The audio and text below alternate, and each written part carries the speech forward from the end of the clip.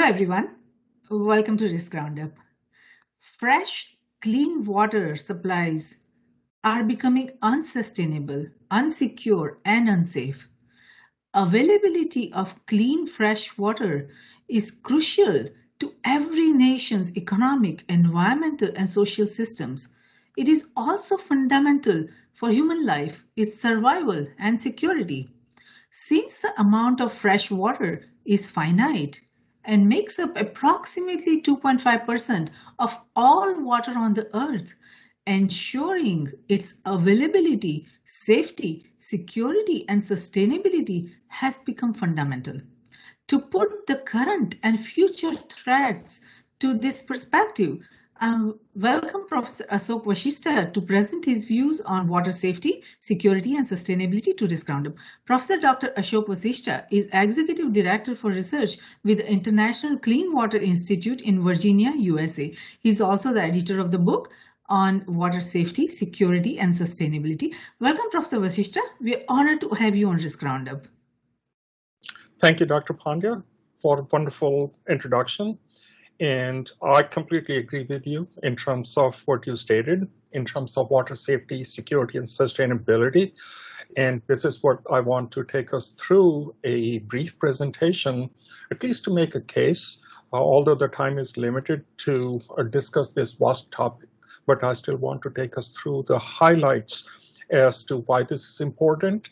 So with that, if you would allow me briefly a second to share the presentation so that I can share those contents with you, and then we'll start our discussion.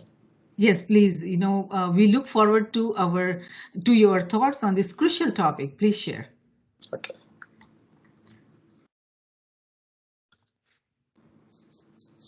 So I believe you can see the screen. Yes.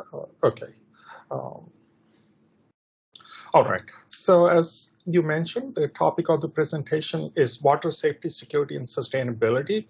The contents which you mentioned are listed on the book onto the left, which is about to come out in approximately a month.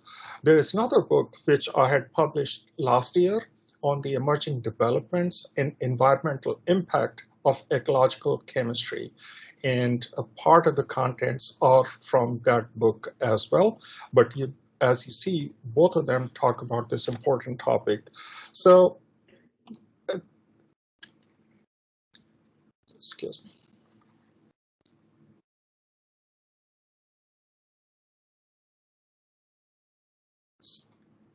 All right, so let's talk about water very briefly. Water is on its face value, looks like a very simple molecule of hydrogen and oxygen. It's tasteless, odorless, and colorless. However, it's by far the most exotic molecule designed by the nature. To a point that most of the scientists cannot even agree as to what is water. So there are different definitions. There are different connotations for water. To a scientist, to a physicist, to a chemist, all of them, it means a totally different thing. But here are some of the important things which I want to highlight in this presentation, that life without water is impossible. And in some cultures, like my mother, she used to worship water. And I'm sure in all holy books, people have seen that scripts mention about water and its connection with life. But physically speaking, water has many fascinating and anomalous characteristics. The density anomaly, for example, as mentioned in brief time, I could only point out few. The sea life beneath us actually exists because of the density anomaly. The surface tension helps conform into a water droplet and also helps it transport through our biomembranes. That means it transport through our system. It has interesting boiling and freezing point characteristics, viscosity, density, refractive index, surface tension, and so forth. It has chemical rate, reaction rate constants, and biological processes which help living matter. And because of its strong solvent characteristics, it dissolves all the chemicals, and that's the reason it helps filtration process through the body and, of course, help decontaminate. So, as mentioned, although in very simple form, it's a hydrogen oxygen molecule, but it has fascinating characteristics and helps life on our planet. So this is a slide which I had presented, developed actually way back in mid 1980s. And of course, I presented in conferences around that time. And the idea at that point was to look at the sources of energy and their environmental footprint. And I had solicited from folks as to what they think at that point were the top global concerns. As you see on the left, energy, water, environment, disease, so on and so forth. So water was listed, and of course, it still is one of the grand challenge of our time. And for that reason, since then, I had participated in many activities where we had looked into global, vertical, and horizontal priorities. What are the challenges and opportunities, and what we can do to mitigate that. And I'm going to very briefly discuss about the microplastics later in the conversation as well. So in 1990s, the Millennium Development Goals were introduced, and now they are called Sustainable Development Goals. And number 6, SDG 6, talks about the clean water and sanitation.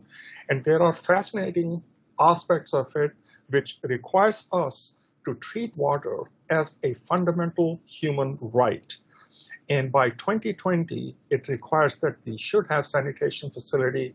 And of course, by 2050, people should have access to clean water and of course, all the sanitation facilities and much more by that time. So we will see a lot more progress on SDG 6 going forward. So here's the situational awareness as we know right now, and I'm going to expand on only a few points that although it's more abundant, as you mentioned, that only 2.5% is available, and I'm going to come back to that point just in a little bit. Its sustainability is at risk, and this is something which we need to discuss by way of management. Water is a gateway to the future, and some of the aspects being balancing economic prosperity, environmental protection, social responsibility, and maintaining high quality of life. And for that reason, we need to discuss more on safety, security, sustainability, which are the major concerns. So here's the outline. Rather than going through all of these points, which briefly I will touch upon in the presentation, I made a cloud map. And as you could see, water, of course, jumps out the most. Safety, security, sustainability, risk, stress, resilience, SDG, all of that will be briefly discussed in the context of this presentation. So, as you had mentioned, that fresh water is only 2.5% of the total water which is available to us. Ocean has close to about 97%. But even out of this fresh 2.5% water, the polar ice is close to about 69%. Groundwater is about 30%. The remaining, almost close to about 1%, is distributed in this form. Lakes, 0.26%. River, 0.006%. That's where most of the water comes from. And this is something which I'm focusing on these days, atmospheric water, which is 0.037%, much more than what we have in the river. So I'm trying to draw water from atmosphere to make water for us, and that's my next venture. And of course, it shows the basics, how we use water for agriculture, domestic use, industry, and how the water obviously exists on our Earth and how it returns back to the clouds through the process of evaporation and transpiration. Moving forward, despite of the fact that we have, as mentioned, on the face of the Earth, about a little over 3/4 of the earth is covered with water. There is a water scarcity. And this is one of the major concerns because I think that close to about 2 billion people worldwide, they lack clean drinking water.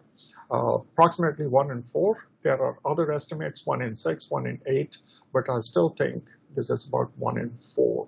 And there are socio-economic aspects, and a few of them which I would like to mention. And of course, these days, we talk more about gender equity. So here's the interesting point that without toilets, girls typically drop out of high school if there are not toilet facilities, and this is global. Also, I lived in Caribbean, I lived in Europe, I lived in Asia, and I know 64% of the household rely on women to get families water. As I mentioned, I lived in Caribbean. I used to see females coming from top of the home to get water in the bucket and climb all the way up. So obviously it impacts females more than the men. 76% live in water stressed area. We are losing irrigated land, 30% by 2025, 50% by 2050. Here's the interesting aspect that 2/3 of the population live in areas where 80% of the rainfall occurs 25% time of the 20% or approximately 20% of the year. That means either it's too much water or too little water. So that means we need to do water management more carefully. So these are some of the slides I wanted to show for water scarcity.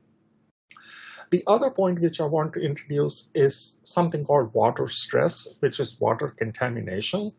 Depending upon which model you see, the red in the top shows severe water stress, yellow shows medium water stress. I think this probably is an earlier model because the bottom slide actually shows more accurate current water stress, showing most of the United States, especially the East Coast, Europe, a part of Asia with a huge water stress. And on the right, it shows water scarcity and stress, and both of them continue to increase as a function of time. So I'm going to show you a few slides. I have thousands and thousands of them, and these are obviously not pleasant to show some of the water stress, but I'll show you some which I have worked myself.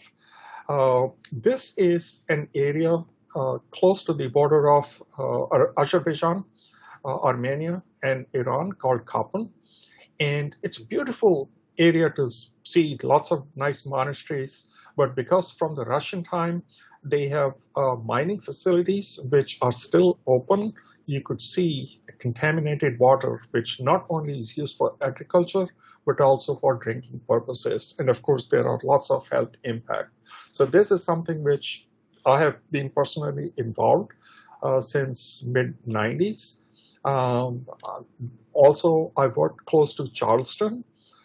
Nice, beautiful area. People, those who have driven through Charleston, West Virginia.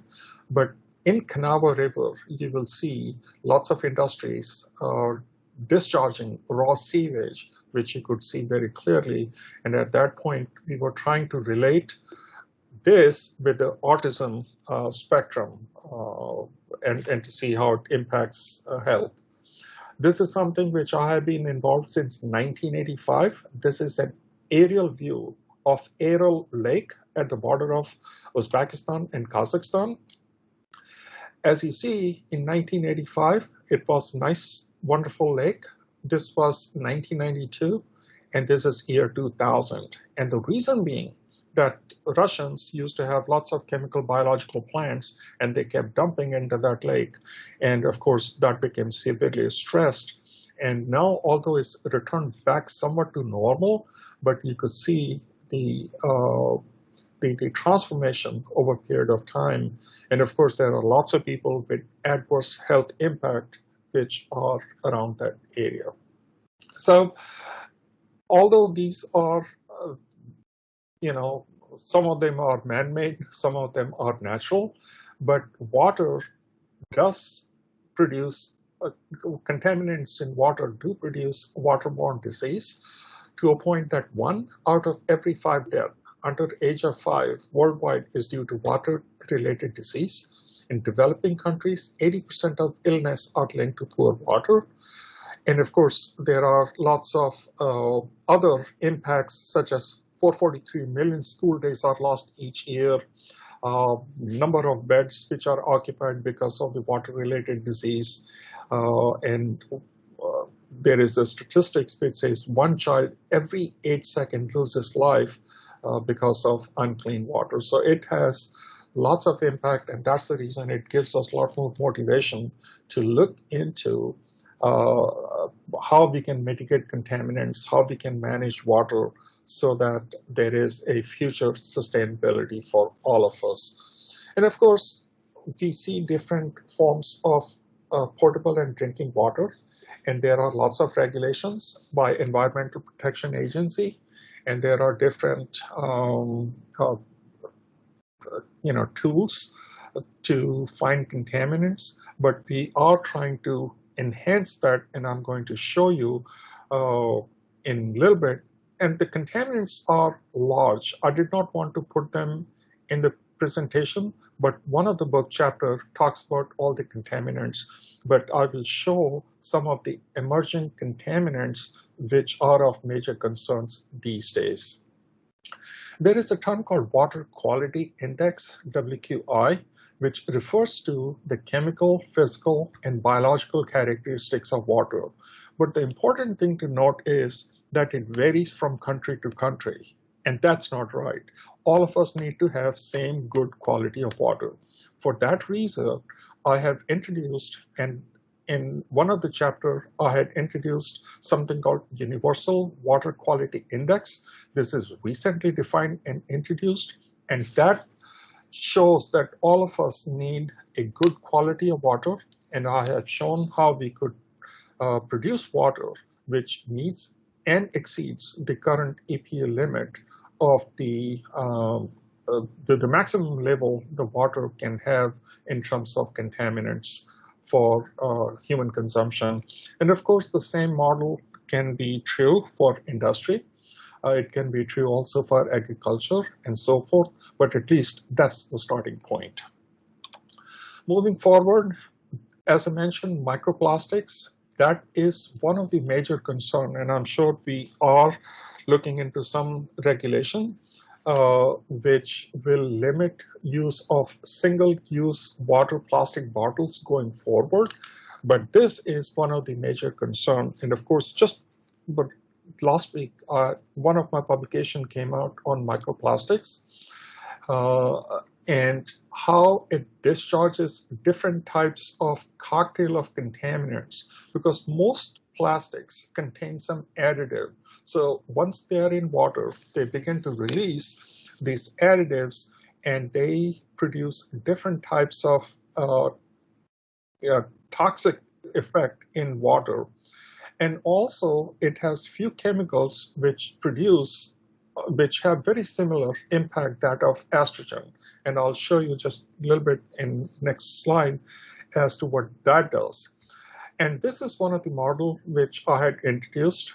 Although plastic in water is hydrophobic, that means it will rise up to the top, but nonetheless, it accumulates bacteria. And this has safety, security aspect, meaning thereby that one can introduce intentional bacteria and actually contaminate the entire river. So this is something which we are looking into as to how this could be mitigated. That means how to reduce this bacteria growth on the plastic or microplastics or nanoplastics, which is formed at the top of the surface. So here is a reference at the bottom of the slide, but nonetheless, this is an interesting model which we had produced. So our consumption of microplastic is by way of salt, by way of sea food, and also by way of tap water, because once the water goes into the water, if it's of a certain size, then it's not isolated, so it returns back. That means we are consuming more and more microplastics. Toothpaste, most of the um, cosmetics, they contain plastic. So obviously there is a lot of microplastic which is in water. And here's the interesting thing, that for nanomaterial, although there are several models which talk about the pollution-based risk models and how nanomaterial cause oxidative stress and suppress the defense mechanism. But for microplastics, there's none. So I'm using, at least for the time being, as a base, what we used for nanomaterial, a model to describe what micro and nanoplastic would do for us. So this is, again, a slide which I had used for nanomaterial, but we are using same model to describe hierarchy for the oxidative stress on human body by way of micro and nanoplastic. As I mentioned, plastic has the characteristics that it produces estrogen, and this is a from Las Vegas Sun. Most of the rivers, there was an article which indicates that the fish with a both gender exist in very large quantity, and that's increasing. And obviously, this is something of concern, but nonetheless, this is a clear indication of the fact that plastic produces estrogen, and that is detrimental to development. So we had introduced a term called drugs on tap because of the fact not only microplastic, we have lots of pharmaceutical which are returned back into the water tap, and they are not filtered because we still have old filtration mechanism which do not treat all these pharmaceutical. So kids as little as 1 to 3 years old, for their ear infection, the antibiotics would not work because they already have so much of antibiotics into their system. So because of the fact they are in the same category, so I tried to merge both into the same slide.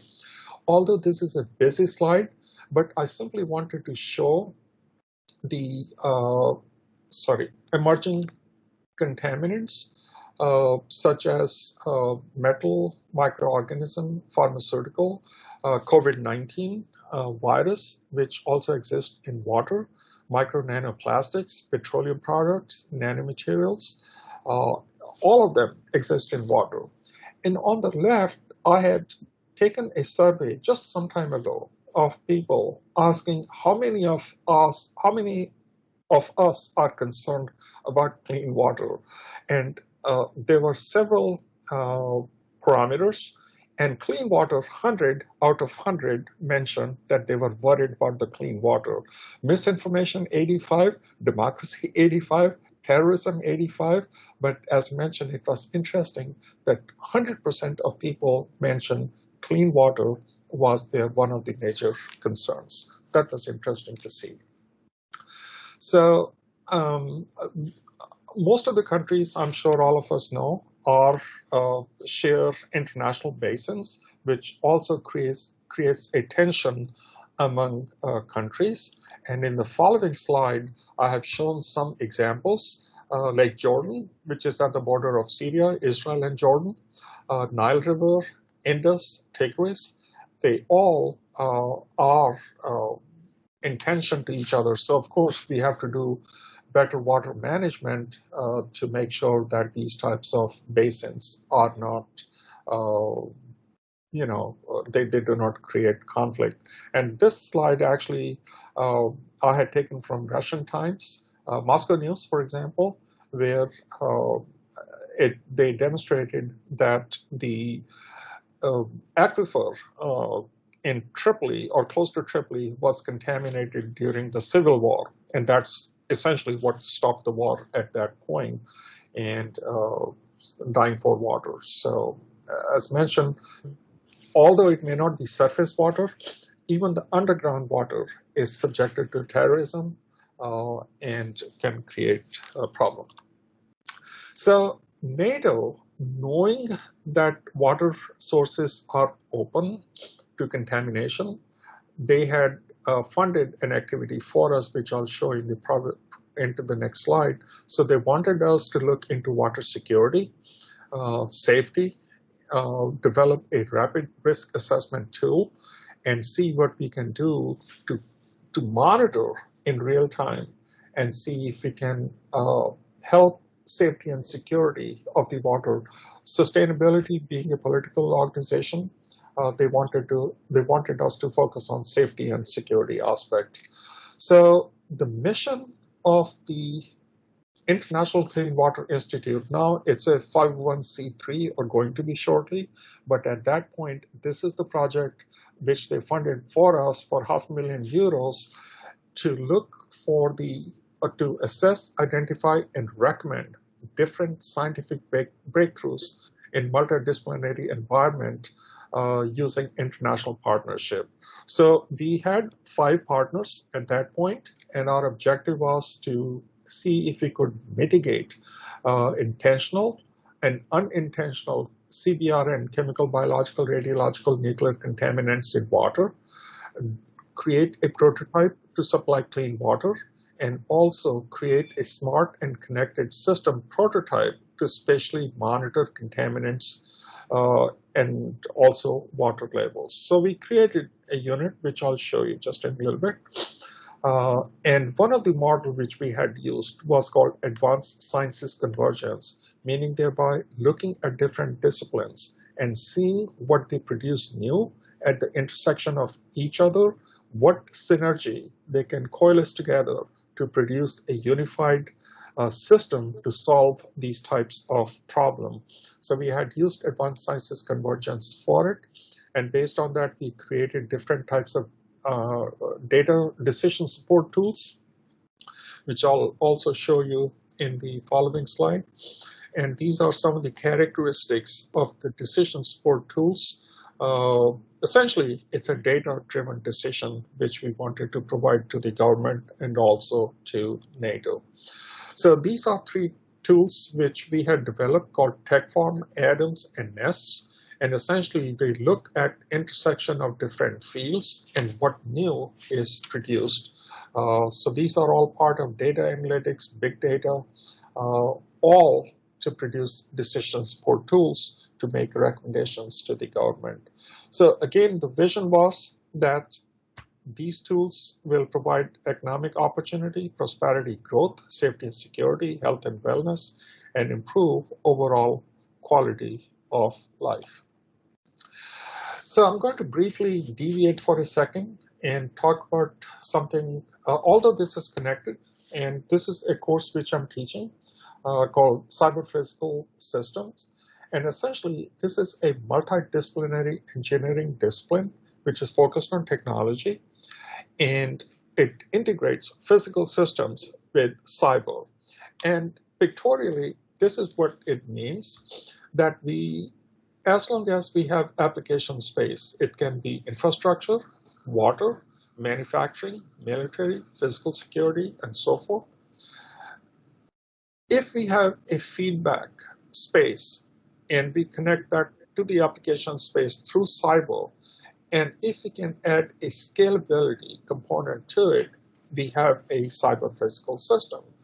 And if you see what I presented in this slide, which is a smart and connected system that is a GPS-based contamination identification level monitoring system, it's essentially a manifestation of cyber physical system.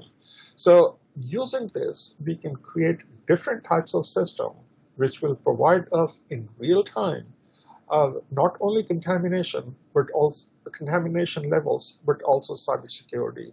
So knowing its importance, I've started to teach this course, develop and teach, because of vast application this course would offer. And here's one example which we had used slightly just in recent past, making a UAV-based sensor platform which has LiDAR, which has hyperspectral imaging, which has biometrics. All of these being so lightweight, we can integrate that in a UAV-based platform, and we can very rapidly monitor different types of activities, may it be contaminant, may it be simply monitoring. So this unified platform has tremendous amount of application which are listed in here, going from chemical emergencies to drought to earthquake, flood, hazmat incident, and so forth. And this simply shows a ground-based platform which continues to monitor all this information and obviously coordinate if there's Air Force, not Air Force, there's a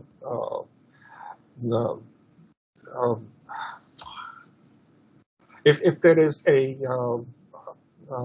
airport, not Air Force, airport in close proximity, so that obviously this UAV does not come into the air traffic space. And then, of course, we can continue to monitor all of that. So this is a capacity development unit, but nonetheless have lots of capabilities. And this is an example of a cyber-physical system, which I had just described in the previous slide. And part of that we had deployed for water, for rapid risk assessment and verification research, where we could do online monitoring, look at SCADA systems. And of course, if we had that before, although Colonial Pipeline was more of a cyber attack, but nonetheless, any activity in and around these facilities, one can monitor with UAV, but an extension of that would also thwart the cybersecurity aspect. We are looking at different water treatment, decontamination filtration, water management, and so forth. So a prototype of PC-based rapid risk assessment tool using decision support tools. We had conducted tabletop and field exercises to see if we could monitor threat and do a risk analysis and see if we could do threat assessment. Although it has application for disease surveillance, I guess a future version of that perhaps could do disease surveillance as well. And given the fact that now we have so much of artificial intelligence, automation, performance measurement, optimization, deep learning, and so forth, and these are all available platforms. One can take all of this data and integrate that into UAV-based platform or even on-ground platform to create a enhanced version for understanding all of that and would give us a better safety and security posture. This, in conjunction with convergence of social media, is now used for something called what's trending. So as mentioned, a combination of all of these platforms provides a excellent opportunity for essentially situational awareness globally. So as mentioned, this is all in prototype and development stage, and as we continue to have more partners, I'm sure we'll have a lot more capability. We'll have a lot more data fusion, which will allow us to do risk assessment, management, consequence management by using convergence of technology for different types of aspect, essentially making decision support tools. So in this short presentation, as I mentioned, that this is such a vast topic to discuss in a short period of time. Perhaps one can focus on small pieces later on, but I still wanted to give a 34,000-foot overview of the issue and some of the steps we have taken to mitigate that. So the take-home message for this presentation is that water is an exclusive resource that we need to carefully manage, use, reuse, and recycle. We want to implement Universal Water Quality Index. We want to do more research to mitigate emerging contaminants in water, especially microplastics and pharmaceuticals. Persistent monitoring is needed for the contamination in water. We need to reduce micro nanoplastics. We need reduction in return pharmaceuticals. we need advanced technologies to ensure water safety, alternate ways to harvest water, and hence aquifer protection. As the surface water continues to reduce, that's where we are going to be dependent on. So we need to depend on the groundwater. So we need to protect that. Water management strategy, we look into catchments, basins, watershed, etc. And obviously, we need to have a more robust, secured network to ensure water safety and security of the critical infrastructure. So we have a large network of people, as is shown in this slide, those who continue to coordinate activities with us, subject matter expert to give us advice, to give us input. And this International Clean Water Institute, although there are some partners, but eventually I would like to have partners from more countries so that something unique to that country, we could address those issues using the Clean Water Institute. So with that, I close my presentation and thank you for the attention. Wonderful. This is an excellent overview of the challenges we as a civilization are facing, for our coming tomorrow. And especially, the point that you made about the stress that we are observing, even on the East Coast. There are many countries that are facing much more severe challenges, but you made an interesting point about the stress points that you are witnessing on East Coast. Can you tell a little more about what are the drivers of the stress on the state of clean water supplies that we are witnessing on East Coast? The reason for the stress is that most of us are using new products, and our water filtration systems are still centuries old. It's the same old technology of activated carbon filters. So they take sodium, they take magnesium, they take most of the salts, but the new items such as microplastics, it does not take that from the reservoir. Pharmaceutical, most of us take some either prescription or other medication. If something is taken orally, only 5% stays in body. 95% is returned into the toilet. And if it goes to the filtration mechanism, it does not get filtered out. So obviously, pharmaceuticals are increasing. Then we have different types of cleaning agents. We never had all those cleaning agents. We would use warm water, but now we use all types of degreasers, acetone, trichloroethylene, although industries have been using for quite some time, but it has not been used for household. Pesticides, we don't use pesticide a lot because of the fact my pet is allergic to it. Every time our neighbor uses pesticide, I know my pet gets sick.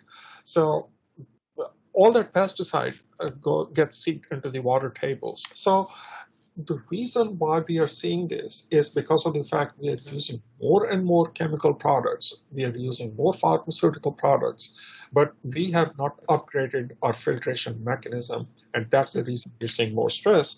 Of course, there is more population, and globally, because of this megacity project, Yes. I think that also increases the water stress. But East Coast, in addition to population, most of the reason, as I stated before, is access use of products for which we have not even thought before how to mitigate, but the technology is advancing and we continue to use that.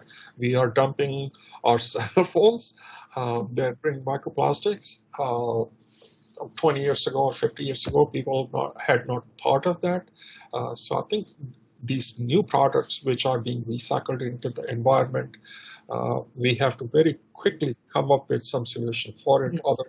Otherwise, we will see more and more water stress going forward. Yes, no, you're absolutely right about it. Now, there is also another point that when there is a heavy rain or there is a flooding or there is a bioterrorism, or even some bio error, let's say, not intentional but unintentional, accidental, something gets discharged, or if there is a cybersecurity attack which allows the adversaries to control the chemical input into our water system, that could create but many severe water contamination problems, and that could be fatal. And like you said, we still do not have an ability to quickly filter out all that and to be able to even understand what challenges are there, what contaminants have entered into our water supply and system. So how are nations monitoring contamination and bioterror problems at this point? Do we have effective systems? No. And this is something which is part of the recommendation to see if we have effective monitoring systems. UAV platform, which I showed, although it's only one, it can still give us signature from the lakes, from the reservoirs as to what contaminants are there. So by way of that, I simply wanted to show that, look, we have that capability that we can monitor if we have thousands of them monitoring lakes and so forth. But nonetheless, we need real-time sensor platform which will continue to give us information about these types of contaminants so that we have a global situational awareness. Once NATO gave us that project, there were 5 countries. And the idea at that point was that if from 5 cities sitting on my desk, if I can monitor those 5 cities, what the contaminants are, definitely I can put similar systems elsewhere in the world and have a unified command and control so that I have overall global situational awareness. But that system still does not exist, although it was something like in mid 2000 or 2005 or 2006 once they funded that project. But since that time, there's not been much progress. You apply for a funding, and of course, it takes time. All I'm saying is it requires concerted effort, but we still do not have an integrated platform which give us, and this is crucial, by way of publication, by way of book. I hope that this message comes across and we start investing in water infrastructure. Yes, absolutely. That is the need of the time, and Right. you made a good point about that. But now also, if we move past the need for having a clean access water, Mhm. water itself, whatever entire water system, global water system, there are many complex interdependencies. So understanding the complex interdependency of water with other life support systems and many critical infrastructures, energy industry and many other industries. So what if we evaluate all that, I'm not sure, if your organization has got an opportunity so far to look at all those interconnectedness and interdependencies. But if you did have an opportunity, what interdependencies concern you the most at this point?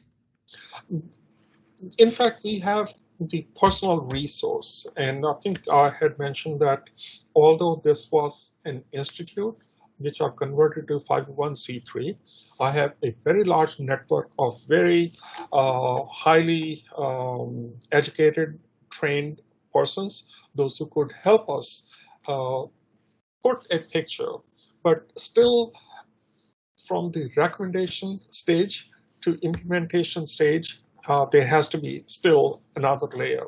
And this is something which we are trying to see that if we could make this recommendation and see if the implementation could be expedited by whoever that may it be European Union, may it be National Science Foundation here, or even the Department of Interior, if they would look into that. So the message is being propagated, um, but what's missing is the implementation part. But you know, to the last point that you mentioned about these contaminants, I wanted to highlight the point which I had very recently introduced about these microplastics Mhm. at the surface. they're hydrophobic. If we leave plastic in water, it sort of becomes mushy and it floats at the top. And the model which we have proposed, it simply indicates that it attracts bacteria.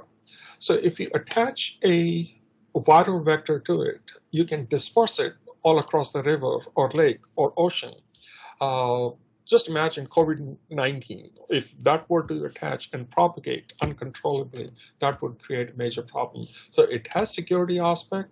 And so from all of that, I think the idea is to show what the potentials are, what academic potentials there are, and see if we can merge all of that into recommendation and go to the implementation stage and continue to bring uh, governments to help us mitigate this global challenge. Yes, absolutely. I mean, if we look at other telecommunication and all those other industries, there is a lot of emphasis on that. There is a lot of focus on its, security. But when we look at the water infrastructure, water, industry, that there is a very little focus. There is absolutely, it is more like, it is being ignored. There is not enough investment. There are not enough trained resources that can, take care of the complex challenges that this industry is facing. So this is an industry where we need more investment. I agree with you on that. And there needs to be more focus on governments and all the organizations that are stakeholders. I hope that they all can come together and do what is necessary and use the emerging technologies. You gave some excellent analysis of where we can use nanotechnology, where we can use AI and machine learning and deep learning and all these data analytics, and how we can use sensor technology and all that to come up with effective systems. So I hope that we are able to apply all this, and we are able to come up with effective systems, effective monitoring system, effective alert systems, so that our communities are protected and our are protected. That what would you like to tell our viewers and listeners about your upcoming book? You did mention about your book, but how can they purchase that book? Where can they go to read that book? And what are your recommendations, especially if you mentioned that you are looking for more partnership from more countries. What would you like to tell all the countries, especially, how can they reach out to you and your organization, International Clean Water Institute, to establish partnerships so we can prepare our countries and our communities for the coming tomorrow? Well, in terms of book, the most recent book is available or it's going to be available next month at springer.com. But nonetheless, if people would like a chapter or so, I'll be glad to send chapter once they tell me that it's in final form. It's almost in final production, so it should be out fairly shortly. In terms of partnership, I can provide my email, which you can put onto your website, and they can reach out for creating a partnership. But you're absolutely right that to take it from this stage to the implementation stage, I think it takes a critical mass to reach to that point. And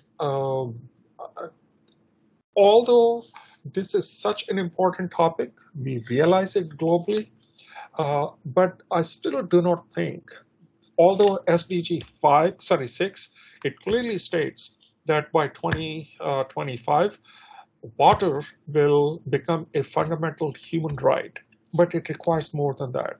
It requires action. SDG, Sustainable Development Goal, these are simply regulations without implementation authority.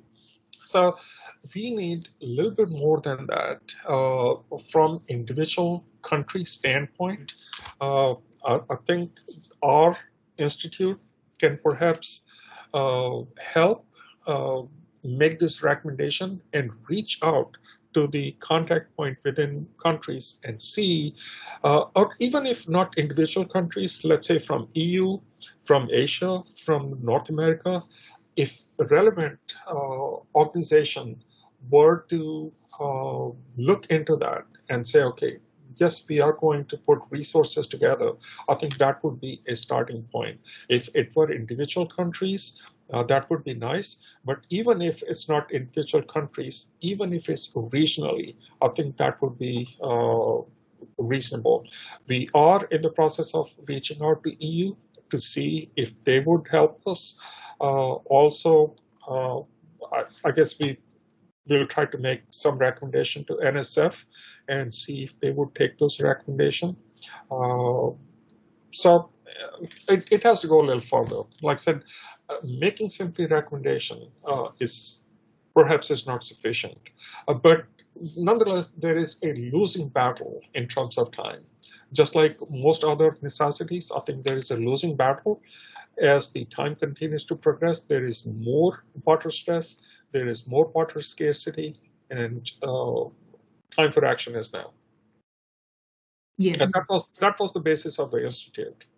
Yes, absolutely. No, you are right about that. So thank you so much, Professor Vaseashta, for participating in Risk Roundup today. We appreciate your thoughtful insight into the water safety, security, and sustainability. And I'm sure our global viewers and listeners would benefit tremendously from what you had to say today. And as a result, this Risk Roundup dialogue has been of service. We thank you for that. Thank you so much for having me. Thank you so much. So, Risk Group is a strategic security risk research platform and community. Through the Risk Roundup initiative, Risk Group and I are on a mission to talk with a billion people, billion decision makers, innovators, scientists, entrepreneurs, futurists, technologists, policymakers to decision makers. The reason behind this effort is to research, review, rate, and report strategic security risk facing humanity. Thank you for being part of the conversation. Until next time, I'm Jayshree, host of Risk Roundup, signing off. See you next time. Thank you.